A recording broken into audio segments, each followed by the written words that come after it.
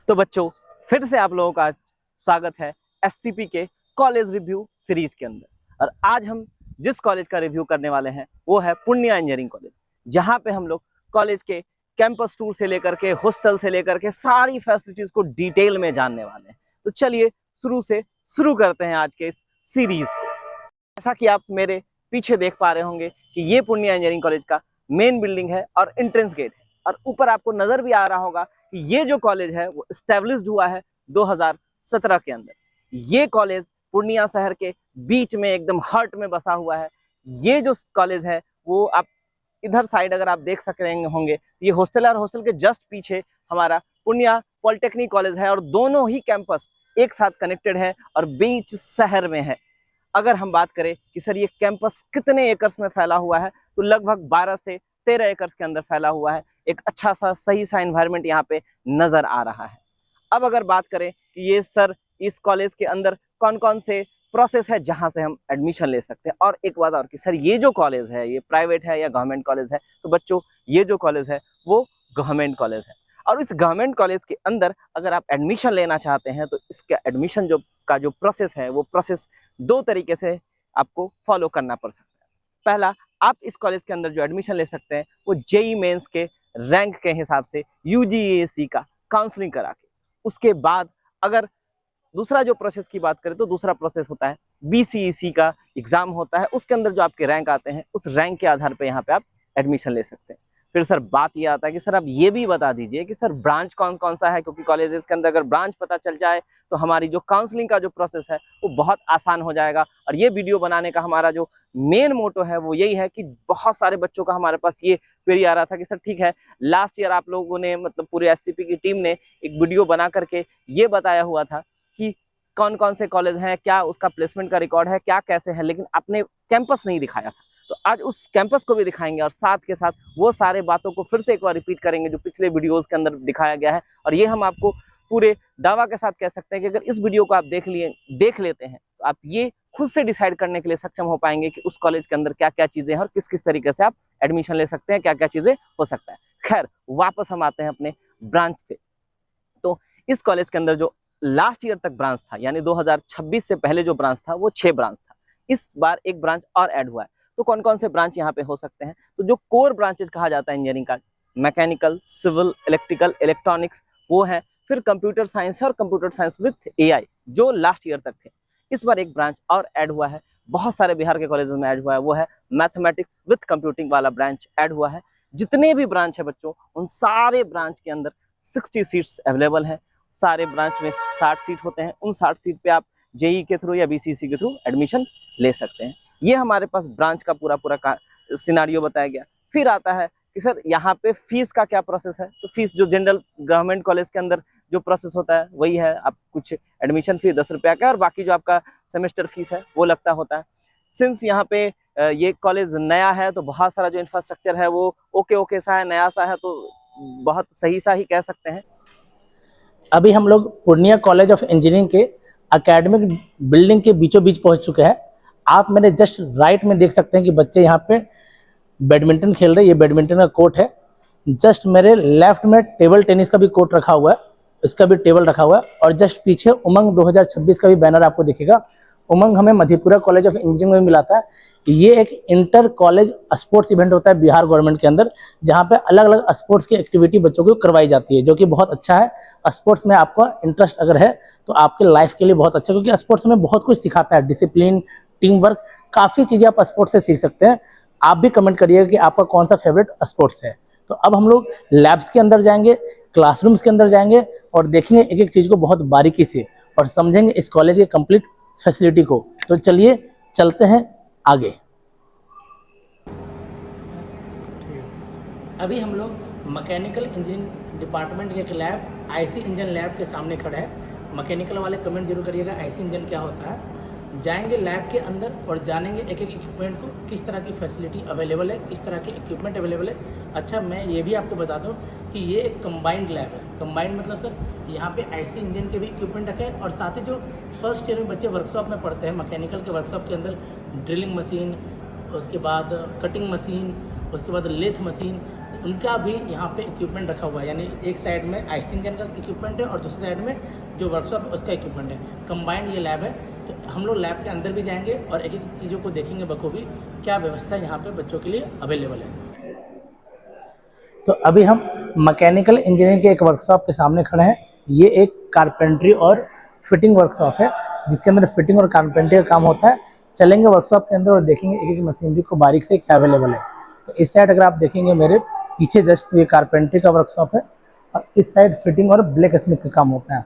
पूरा का पूरा लैब में इक्विपमेंट भरा पड़ा हुआ है जो कि आई होप कि बच्चों को प्रैक्टिकल सिखाने के लिए और दिखाने के लिए किया जाता है, ताकि बच्चे सिर्फ थ्योरेटिकल नॉलेज ना ले, थ्योरेटिकल के साथ साथ प्रैक्टिकल नॉलेज भी ले सके और असली इंजीनियर बन सके और अपने नॉलेज को बढ़ा सके, क्योंकि अभी के टाइम में नॉलेज ही हमारा पावर है। तो चलते, तो अभी हम लोग मैकेनिकल इंजीनियरिंग के एक वर्कशॉप कारपेंट्री और फिटिंग वर्कशॉप के सामने खड़े हैं। जाएंगे वर्कशॉप के अंदर और देखेंगे किस तरह के इक्विपमेंट अवेलेबल हैं, क्या फैसिलिटीज बच्चों को अवेलेबल है, क्या बच्चों के लिए चीज़ें अवेलेबल है जिससे बच्चे अपने थ्योरेटिकल लर्निंग के साथ साथ प्रैक्टिकल लर्निंग को भी इन्हांस कर सकते हैं। तो अगर आप पीछे देख पाए मेरे जस्ट, तो इधर फिटिंग का शॉप है जहाँ पे फिटिंग की सारी कामें होती हैं। इधर कुछ राइट साइड में कुछ प्रोजेक्ट्स बने हुए हैं बच्चों के, जस्ट राइट साइड में मेरे, और इधर लेफ्ट साइड में स्मिथ और कारपेंट्री की वर्कशॉप है। तो यहाँ बच्चे अपना प्रोजेक्ट्स बनाते हैं, चीज़ों को सीखते हैं और सिर्फ पढ़ते नहीं हैं, प्रैक्टिकल लर्निंग को भी लेते हैं। तो ये फिटिंग वर्कशॉप का आपके पास पीछे नज़ारा है। मैं कैमरामैन को एक बार बोलूँगा कि वो थोड़ा सा विजुअल से ले ले ताकि बच्चों को रियल आइडिया लग पाए।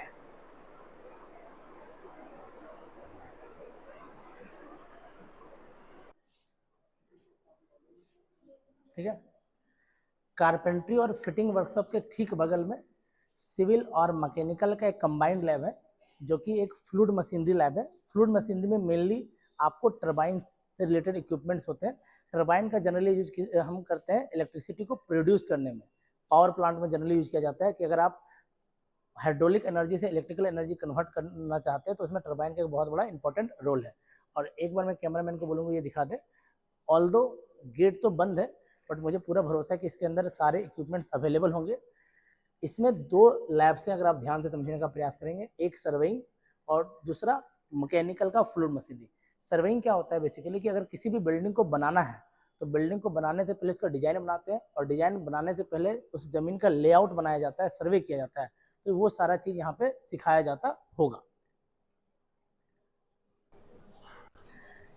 सर्वेइंग और फ्लूइड मशीनरी लैब्स के आगे बढ़ते बढ़ते अगर आप देखेंगे तो हमें एक और लैब मिलेगा मैकेनिकल इंजीनियरिंग डिपार्टमेंट का, वो है आईसी इंजन का लैब।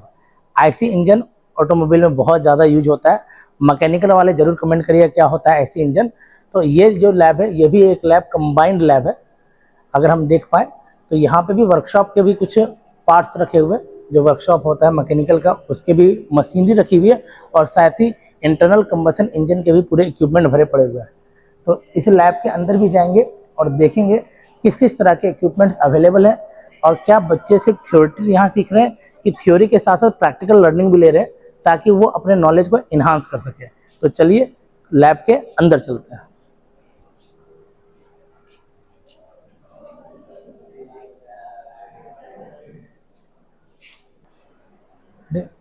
फिटिंग और कारपेंट्री वर्कशॉप के जस्ट सामने आप देख सकते हैं ये एक स्टार्टअप सेल है।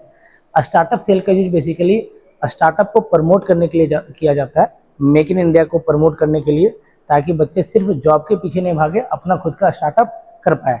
तो मुझे पूरा उम्मीद है कि इस सेल का यूज स्टार्टअप को प्रमोट करने के लिए किया जाता होगा। इसी में थोड़ा इसी पैसेज में हम लोग थोड़ा आगे बढ़ेंगे तो यहाँ पे मुझे एक फ्लूइड मशीनरी का भी लैब दिख रहा है।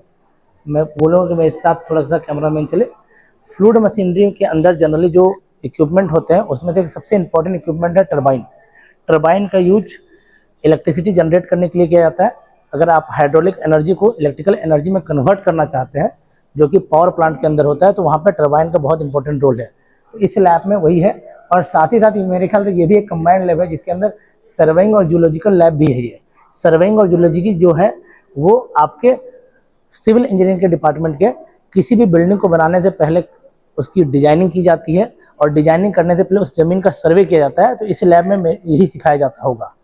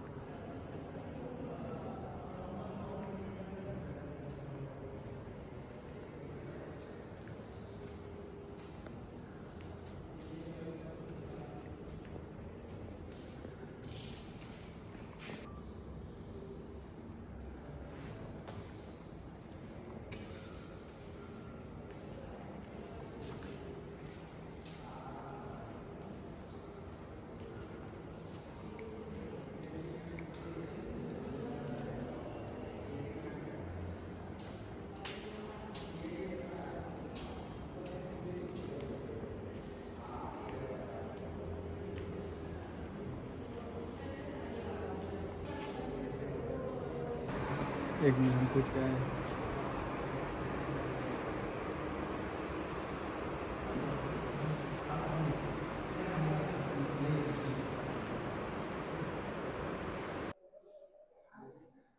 हेलो साउंड टेस्टिंग लैब में